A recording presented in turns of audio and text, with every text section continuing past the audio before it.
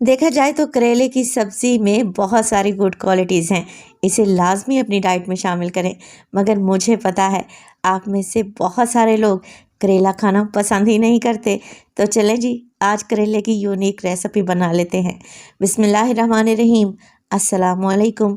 खुश रहें, आबाद रहें, जहाँ भी रहें हैप्पी रहें और हेल्दी रहें। तो मैं हूँ फ़ाइज़ा और वेलकम करती हूँ आपको चटपटे पकवान में। करेले मेरी फेवरेट सब्ज़ी है और इस तरीके से बने हुए करेले तो इतने बनेंगे ख़ास कि उंगलियां ही चाटते रह जाएंगे। इस रेसिपी को ट्राई करेंगे ना तो करेले हमेशा ऐसे ही बनाना पसंद करेंगे। रेसिपी को अंत तक देखें, अच्छी लगे तो लाइक कर दें और चटपटे पकवान को सब्सक्राइब भी कर लें। तो चलें फिर रेसिपी स्टार्ट कर लेते हैं। तो कीमा करेले की ये जायकेदार सब्ज़ी बनाने के लिए सबसे पहले तो ले लिया है मैंने कीमा। बीफ का इस्तेमाल कर रही हूँ। हाथ का कूटा हुआ मोटा कीमा लेंगे ना तो रेसिपी को चार चांद ही लग जाएंगे। अच्छा, कीमे को वज़न में देखें तो 750 ग्राम है, यानी कि 3 पाव के लगभग। अब देखिए कीमे में शामिल कर दिए हैं मैंने 2 मीडियम साइज़ के टमाटर, रफली सा काट कर डाल दें। एक बड़े साइज़ का प्याज लें और इसे भी मोटा मोटा चॉप करें और कीमे में शामिल कर दें। डालूंगी मैं इसमें लहसुन, एक पोथी है और इसको मैंने छील कर डाला है। इसके अलावा डालेंगे इसमें कूटा हुआ अदरक, तो 1 टेबल स्पून अदरक का भी इस्तेमाल करूंगी। चाहे तो लहसुन अदरक का पेस्ट भी शामिल कर सकते हैं। मसालों में डालूंगी नमक, हाफ टेबल स्पून डाल रही हूँ, बाद में चेक कर लेंगे। इसके अलावा शामिल करेंगे हाफ टेबल स्पून लाल मिर्च का पाउडर।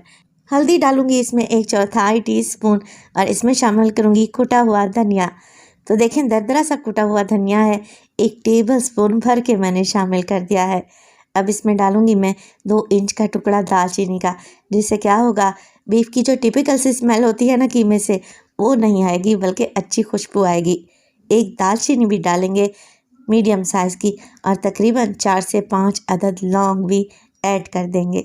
बस सब कुछ भी नहीं करना, आप लोगों ने इसमें पानी डालना है।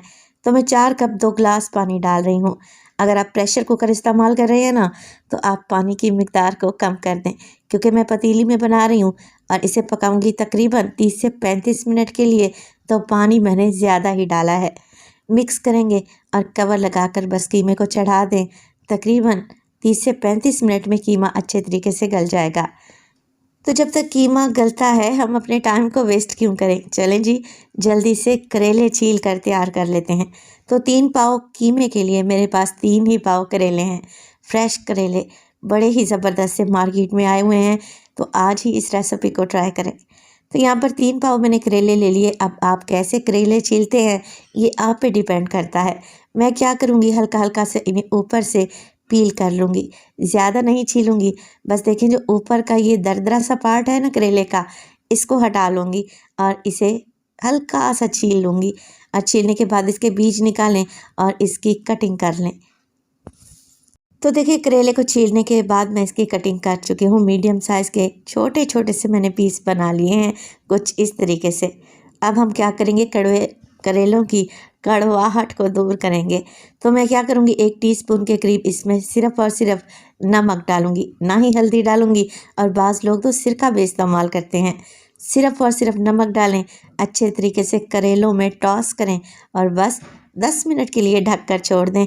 तो इंशाअल्लाह ताला करेले बिल्कुल भी कड़वे नहीं बनेंगे, ये बात मैं आपको गारंटी से कह सकती हूँ।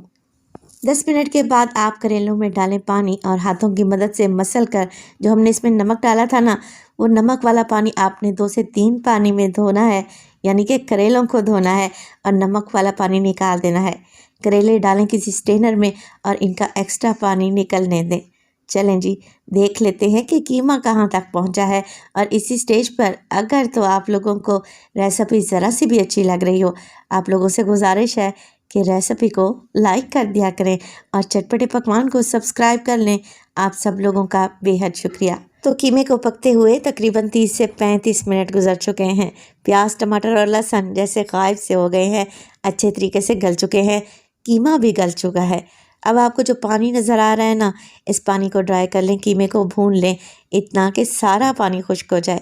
जैसे कीमा ड्राई होगा आप इसमें से ये बड़ी इलायची और दालचीनी के टुकड़े निकाल लें, क्योंकि इनका काम अब ख़त्म हो चुका है। कीमा भुन जाए तो इसे एक साइड पे रख दें। अभी हम चलते हैं करेलों की तरफ। तो मैंने एक फ्राइंग पैन में ले लिया है 1 कप के बराबर कुकिंग ऑयल। ऑयल गर्म होगा तो इसमें डाल देंगे करेले, जो कि हमने छलनी में डाल कर रखे हुए हैं और इनका सारा पानी ड्रेन हो चुका है। बस जी करेले डालें और इन्हें फ्राई करें। अच्छा, बहुत सारे लोग क्या करते हैं, करेले को ओवर फ्राई कर लेते हैं। करेले जलकर बेचारे कोयला ही हो जाते हैं। ऐसा नहीं करना आप लोगों ने। करेले फ्राई करें, मगर जैसे ही हल्का सा गोल्डन कलर हो जाए, बस करेले हैं बेचारे फ्राई होने में टाइम ही कितना लेंगे, तकरीबन 8 से 10 मिनट में करेले अच्छे तरीके से फ्राई हो चुके हैं। देखें, बस इतना ही कलर आए तो फ्लेम को ऑफ कर दें। करेले फ्राई हो चुके हैं। अब ये फ्राई करेले डालेंगे कीमे में, जो अभी हमने भून कर रखा हुआ था।